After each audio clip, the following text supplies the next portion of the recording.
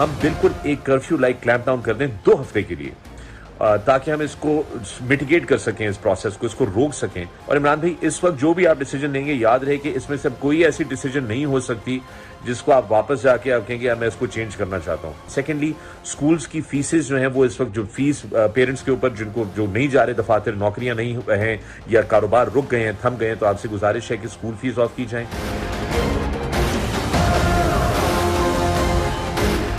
मेरी रिक्वेस्ट है अपने respected prime minister Imran Khan साहब से कि खुदारा इन लोगों के लिए एक्शन लें जो सैनिटाइज़र और मास्क ब्लैक में बेच रहे हैं। सैनिटाइज़र और मास्क फ्री डिस्ट्रीब्यूट करें।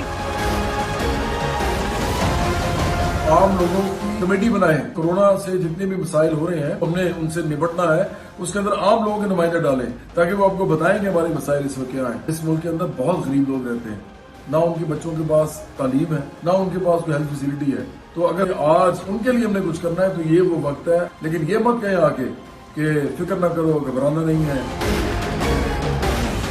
हमारे मुल्क में जब भी कभी कोई मुसीबत आई है तो लोग पता नहीं कैसे लोग हैं, हालांकि हम मुसलमान हैं, और कैसे हम मुसलमान जो हैं इस बात पे बिलीव कर लेते हैं कि शायद जो लोगों की मजबूरी है उससे फ़ायदा उठा के हम कमाई कर सकें।